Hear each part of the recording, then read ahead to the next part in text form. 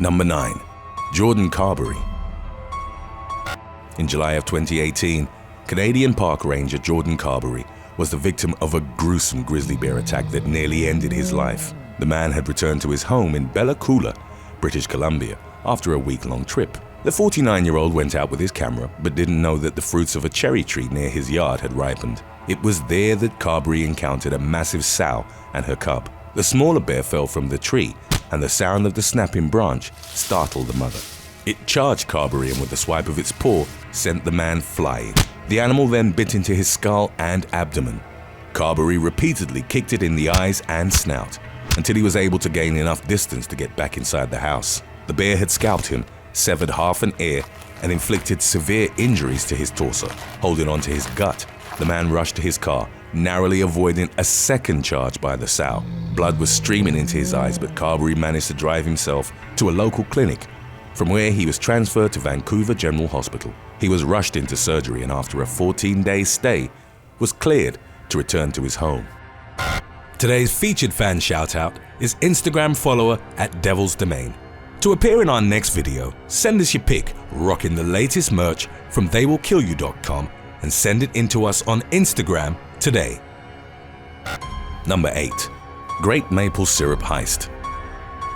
When adjusted for inflation, the Great Maple Syrup Heist, which took place from 2011 to 2012, is the most valuable heist in Canadian history. Over the course of several months, the contents of nearly 10,000 barrels was stolen from a facility in Quebec operated by the Federation of Quebec Maple Syrup Producers. The private group has a monopoly on the global market, accounting for 77% of the total supply.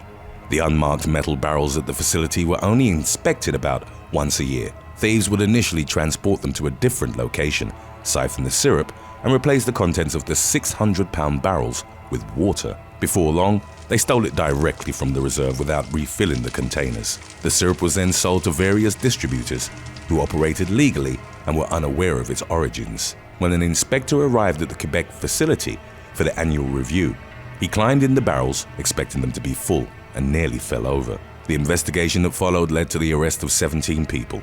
A man named Richard Valares was identified as the ringleader and sentenced to 8 years in prison in April of 2017.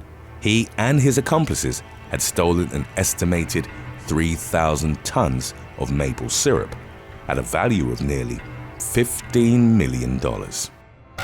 Number 7. Karla Homolka. Between 1990 and 1992, Canadian woman Karla Homolka and her first husband, Paul Bernardo, drugged, tortured, and killed at least 3 teenage girls. One of the victims was Homolka's younger sister, Tammy. The couple, who the media dubbed the Ken and Barbie Killers, were arrested in 1993. Homolka alleged that she was under Bernardo's control and that he'd forced her to commit the murders. The prosecution struck a deal with the woman, then in her early 20s. Her charges were dropped to manslaughter and she was given a sentence of 12 years. The plea bargain gained worldwide media attention and the Canadian press would subsequently refer to it as a deal with the devil. The argument was that Homolka had evaded punishment by helping the prosecution secure a life conviction against Bernardo. Later videotapes of the crimes emerged, showing that the woman had been much more active in committing them than she'd initially claimed. Even though the tapes would have likely resulted in a murder conviction for Homolka, the initial deal was upheld. She was released in 2005. Homolka married her lawyer's brother, had 3 children, and eventually settled in the province of Quebec. Judging by the gruesome nature of the murders, Homolka's active participation, her relatively short sentence, and release, the case was regarded by many as a failure of the Canadian legal system. Number 6. Flying bear accident. In 2011, 2 Canadians were instantly killed in a freak accident involving a flying black bear. It occurred roughly 25 miles north of Ottawa. The 440-pound beast was struck by a vehicle and launched into the windshield of an oncoming SUV. The driver, a woman in her mid-20s, was struck by the bear's body. It also hit the 40-year-old man sitting behind her before shooting out the back window. The bear and both of the SUV's occupants died as a result of the collision, the circumstances of which were later described by a police spokesperson as really rare. Number 5. Bear Bandit. In 2005, a Canadian truck driver was convicted of stealing a truckload of beer. Wade Haynes claimed that he'd abandoned the vehicle because he was angry at his employer and because he'd also gotten into an argument with his girlfriend. The 31-year-old told the authorities that he simply needed to get away, which is why he'd hitchhiked to Quebec. The load, approximately 54,000 cans of Moosehead Lager, then mysteriously vanished. Most of the beer was never found again. Haynes was arrested but stated that he'd only learned about the heist several days after it had already occurred. However, according to his girlfriend, he wanted to deposit $2,000 into her bank account in the aftermath. He'd also sent her a birthday card from jail with a handwritten note signed, "Copyright, the Canadian Beer Bandit." Most of the evidence was circumstantial, but the woman's testimony swayed the jury, and Haynes was sentenced to 19 months in jail. Number 4. Snowmobile accident. In January of 2015, a Canadian man lost his life after striking a moose with his snowmobile. The unnamed 55-year-old was riding the vehicle on a marked trail in Saint Joseph de Kamoruska, about 250 miles northeast of Montreal. 2 witnesses reported that the driver struck the moose at full force, with his head taking the brunt of the impact. According to their testimonies, the devastating injuries occurred as the man passed underneath the beast. He was later pronounced dead in a hospital. The collision had occurred at about 10:15 p.m.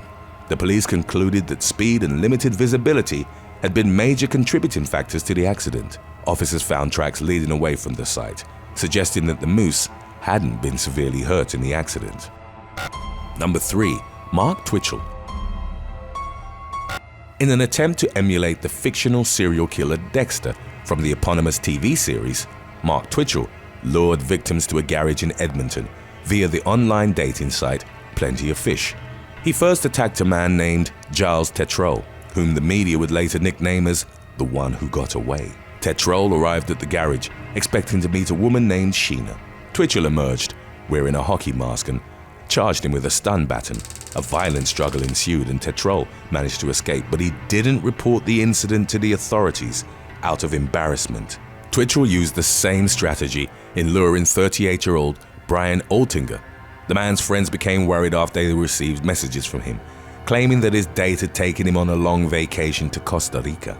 After breaking into his home, they found no indication that he'd left the city. Edmonton police launched an investigation which led them to Twitchell, whom they arrested on October 31st of 2008. The central piece of evidence at his trial was a document found on his laptop, titled SK Confession, with the SK standing for serial killer. The document chronicled a person's metamorphosis into a serial killer. It detailed planning, the fake dating site profiles being used as bait, a failed first attempt, and dismembering the remains of a victim. Twitchell eventually admitted to killing Altinger and was sentenced to life in prison after being convicted of first-degree murder. In 2013, it was reported that he'd bought a TV for his cell so that he could catch up on the Dexter episodes he'd missed since he was arrested. Today's topic was requested by Dream But Bad.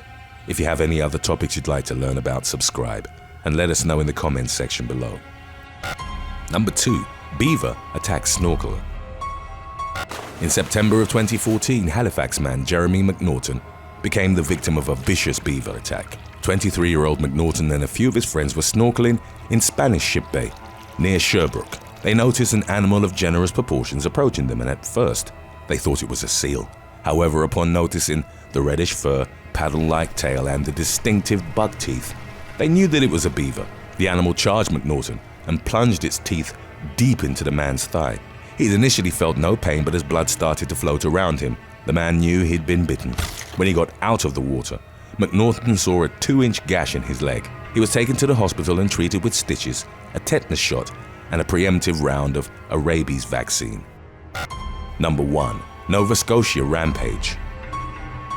In 2020, Gabriel Wortman was responsible for the deadliest crime spree in Canadian history. It started in the rural beachside community of Portapique, Nova Scotia, on April the 18th. 51-year-old Wortman had gotten into a fight with his common-law wife at a party. Once they returned home, he handcuffed her inside their home and set it on fire. The woman managed to free herself and escaped into the nearby woods, but Wortman's murderous rampage had just begun. He donned a police uniform and got into the unregistered police vehicle replica that he owned after filling it with firearms and ammunition. He returned to the party and gunned down 7 people.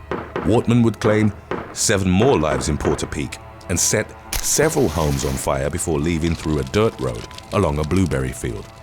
By the early hours of April the 19th, warning bulletins were circulated to police all across Nova Scotia. Wortman continued his killing spree in Debert, Wentworth Valley, and Shubenacadie. He executed people at their residences, shot a woman on the side of the road, and killed a police officer in a fire exchange. He then stole an SUV after fatally shooting its driver. Roughly 13 hours after law enforcement had started pursuing him, Wortman stopped at a gas station in Enfield. 2 Royal Canadian Mounted Police officers were already at the station. Seeing that he'd been recognized, Wortman tried to raise a handgun at them. He was fatally shot by the officers, and his rampage was brought to an end after he'd killed 22 people and injured 3 others. Yesterday, we were jolted from that common cause by the senseless violence and tragedy in Nova Scotia. A gunman claimed the lives of at least 18 people. Among them, a woman in uniform, whose job it is to protect lives even if it endangers her own. Constable Heidi Stevenson of the RCMP. This happened in small towns: Portapique, Truro, Milford, and Enfield. This day is made all the more difficult because of the precious lives lost and the senseless act of one person. Just how could this happen? We may never know why. I want to ask the media to avoid mentioning the name and showing the picture of the person involved. Do not give him the gift of infamy. Let us instead focus all our intention and attention on the lives we lost and the families and friends who grieve. Thanks for watching. Be sure to click on one of the links on your screen for more videos.